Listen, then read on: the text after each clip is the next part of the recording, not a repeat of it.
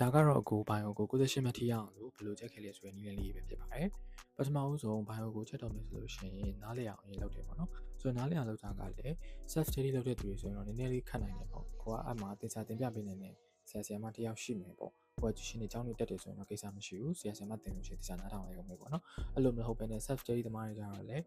တေချာကောက်နေကိုအချိန်ပေးပြီးတော့ဖတ်ကြရရှိနေတယ်ပေါ့နော်ဒါကြောင့်မလို့နားလည်အောင်ရေးလုပ်တဲ့ဒီအရင်ရေးကြည့်ပါတယ်ဆိုတော့တော်တော်များများတော့နားလည်ကြမယ်သိလဲသိတယ်စာအကြောင်းရအောင်ဒါပေမဲ့ကြက်တဲ့ခါမှာကျတော့ကြက်တော့ကြက်တယ်ကြက်နေတော့ရတယ်ဒါပေမဲ့နောက်တစ်ရက်နှစ်ရက်နေပြင်မိသွားတယ်ပေါ့အဲ့လိုပုံစံမျိုးဖြစ်တတ်ပါတယ်ကိုလည်းဖြစ်ပူပါတယ်ဒါကြောင့်မလို့ခုအနေနဲ့ဘယ်လိုလုပ်ခဲ့လဲဆိုလို့ရှိရင်ကိုကစာကိုကြက်တဲ့ခါမှာတစ်ခေါက်ပဲကြက်တာမဟုတ်ပါဘူးအနည်းဆုံး3ခေါက်ကြက်ပါတယ်ဆိုတော့ထားပါတော့ရှေ့ဘက်မှာ bio နဲ့ပတ်သက်ပြီးတော့ chapter တစ်ခု1ပေါ့ chapter 1ဖြေဖို့ရှိမှာလို့ရှိရင်ဒီ chapter 1ကိုအနည်းဆုံးကို3ခေါက်ပြန်နှွေးပါတယ်အဲ့လိုမနှွေးဘဲနဲ့ကိုဘယ်တော့မှစာမဖြေလို့မရှိပါဘူးဆိုတော့ဘာကြောင့်လို့နှွေးရလဲဆိုတော့ကိုကအရင်ကြီးလဲမှတ်မိရတဲ့ထဲမှာပါတယ်တော့မလို့ခဏပြန်ကြက်ရတဲ့ထဲမှာပါတယ်ပေါ့နော်ဒါကြောင့်မလို့အနည်းဆုံး3ခေါက်လောက်တော့ပြန်ကြက်ပြအောင်လုပ်ပါပြန်ကြက်တဲ့ခါမှာလဲကိုကအရှိတစ်ပတ်ပြင်မဲ့ဟာမျိုးဒီလိုမျိုးစနေတင်းဝင်များလောက်မှကြက်နေရမျိုးထက်စားလို့ရှိရင်အဲ့ဒီတစ်ပတ်မတိုင်ခင်ရှေ့တစ်ပတ်လောက်ထဲကတစ်ပတ်လိုလောက်ထဲကကြိုပြီးတော့မှစပြီးတော့ပြင်ပြီးတော့နှွေးထားပါခဏပြန်နှွေးပါအဲ့ဒါဆိုရင်တော့မမှတ်မိစရာအကြောင်းဘာမှမရှိပါဘူး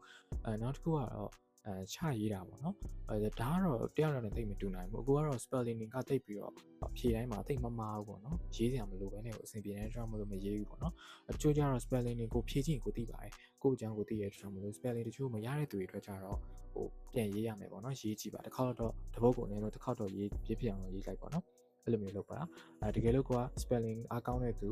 ကြည့်လိုက်တာနဲ့စလုံးတွေတစ်ခေါက်ဖတ်လိုက်တာနဲ့မှတ်မိနေတဲ့သူဆိုရင်တော့ spelling ကလေ့ကျင့်စရာမလိုဘဲနဲ့ easy အဆင်ပြေနိုင်တယ်ပေါ့နော်ဒါပေမဲ့ spelling လေ့ကျင့်မဲ့အစားကိုဒီစာပိုက်တွေကိုခဏပြင်ပြီးတော့ဖတ်ပေးပါ